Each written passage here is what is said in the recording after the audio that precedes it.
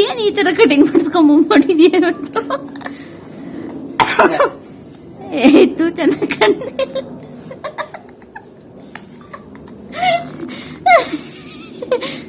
Hi all, ಎಲ್ಲರೂ ಹೇಗಿದ್ದೀರಾ? ನಾನು ನಿಮ್ಮ ಪ್ರೀತಿಯ ಶಿಲ್ಪಾರಾಮ್ ಮಾತಾಡ್ತಿರೋದು. ಇವತ್ತು ಭೀಮ್ ಅಮಾವಾಸ್ಯೆ ಆಗಿರೋದ್ರಿಂದ ಬೆಳಗ್ಗೆಯಿಂದಾನೇ ವಿಡಿಯೋ ಸ್ಟಾರ್ಟ್ ಮಾಡ್ಕೊಂಡೆ, ಅಂದ್ರೆ ಮಧ್ಯಾಹ್ನ. ಇವತ್ತು ಪೂಜೆಗೆಲ್ಲ ರೆಡಿ ಮಾಡಿ ನೆಕ್ಸ್ಟ್ ದೀಪಾರ್ಚನ ಅಂತ ಒಳಗಡೆ ಹೋದ ತಕ್ಷಣ ರಾಯರು ಹೂ ಪ್ರಸಾದ ಕೊಟ್ರು. ತುಂಬಾ ಖುಷಿ ಆಗೋಯ್ತು. ಇವತ್ತು ಬೆಳಗ್ಗೆಯಿಂದ ಏನೊಂಥರ ಫುಲ್ ಖುಷಿಯಾಗಿ ಇದ್ದೆ. ಪೂಜೆ ಎಲ್ಲ ಚೆನ್ನಾಗಿ ಮಾಡಿದೆ. ಇವತ್ತು ಭೀಮ್ ಅಮಾವಾಸ್ಯೆ ಆಗಿರೋದ್ರಿಂದ ಜ್ಯೋತಿರ್ಮಯೇಶ್ವರ ವ್ರತ ಮಾಡಿದೆ. 2 ಜೋಡಿ ದೀಪಗಳು ಇಟ್ಕೊಂಡು ಪೂಜೆ ಎಲ್ಲ ಮಾಡ್ಕೊಂಡೆ. 2 ಜೋಡಿ ದೀಪ ಅಂದ್ರೆ ಅದು ಒಂದು ಶಿವ ಒಂದು ಪಾರ್ವತಿ ಅಂತ ಹೇಳ್ತಾರೆ. ಅದನ್ನ ಇಟ್ಕೊಂಡು ಪೂಜೆ ಎಲ್ಲ ಮಾಡಿದೆ. ಇದ್ ಮಾಡೋದ್ರಿಂದ ಗಂಡಂಗ ಆಯುಷು ಆರೋಗ್ಯ ಮತ್ತೆ ಸಂಪತ್ತೆಲ್ಲ ಕೊಡಪ್ಪ ಅಂತ ಹೇಳಿ ಕೇಳ್ಕೊಂಡ್ ಮಾಡ್ತೀವಿ.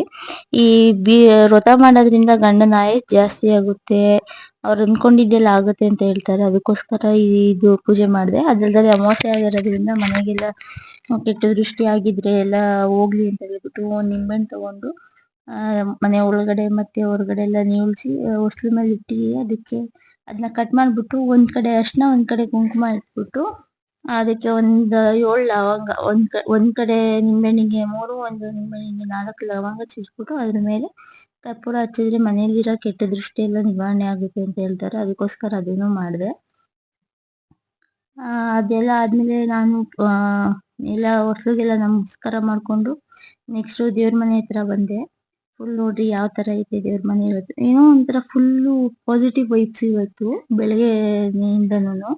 ನಾನು ಪೂಜೆ ಮಾಡೋಷ್ಟಕ್ಕೆ ಸಂಜೆ ಆಗೇ ಹೋಗಿತ್ತು. ಈ ರೀತಿ ಮಾಡಿದೆ. ಆಮೇಲೆ ಪಾತ್ ಪೂಜೆ ಮಾಡ್ಬೇಕಲ್ಲ ಅಂತ ಹೇಳ್ಬಿಟ್ಟು ಎಲ್ಲ ರೆಡಿ ಮಾಡ್ಕೊಂಡು ಕುತ್ಕೊಂಡೆ. ನಮ್ಮ ಯಜಮಾನ್ರು ಅವ್ರು ವಿಡಿಯೋ ಮಾಡ್ಕೋಬೇಕು ಅಂತ ಹೇಳ್ಬಿಟ್ಟು ಆಂಗಲ್ನ ಚೆಕ್ ಮಾಡ್ತಾ ಇದ್ರು. ನಂಗೆ ಕೈದು ಸಾಕಾಯ್ತು. ಕೊಡೆಗೂನು ಕೊಟ್ರು ಕಾಲ್ನ.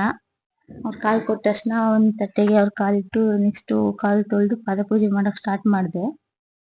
ಅವ್ರಿಗೆ ಇವೆಲ್ಲ ಇಷ್ಟ ಆಗಲ್ಲ ಅಷ್ಟು. ಯಾವಾಗೂನು ರೇಗಿಸ್ತಾನೆ ಇರ್ತೀನಿ, ಕಾಲ್ ಮೇಲೆ ಕರ್ಪೂರ ಹಚ್ಬಿಡ್ತೀನಿ ಅಂತ.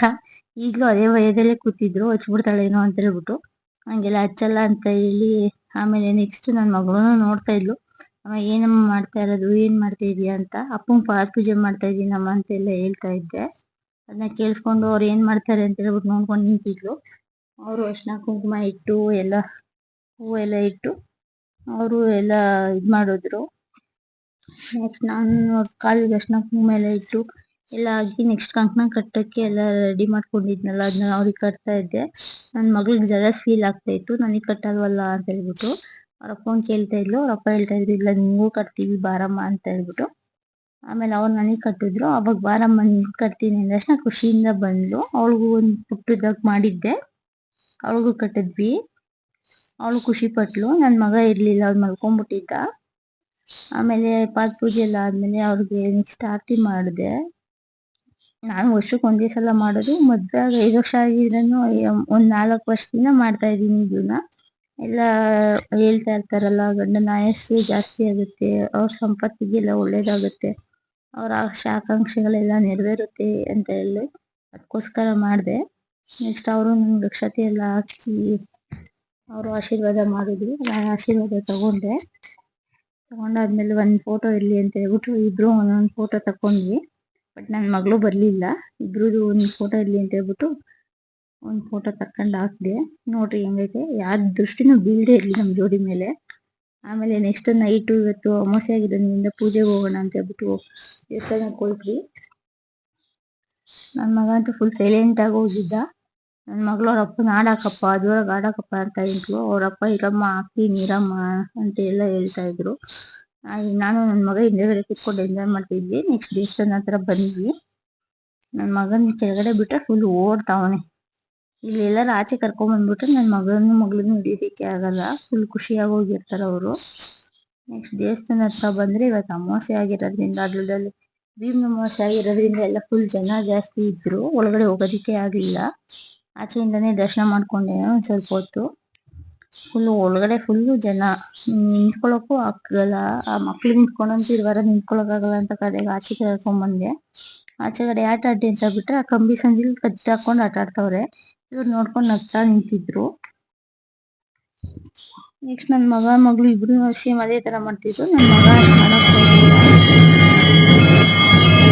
ಹಂಗೆ ಆಡ್ತಾ ಇದ್ಲು. ಅವ್ರ ಅಪ್ಪ ಏನೋ ಹೇಳ್ತಾ ಇದ್ರು.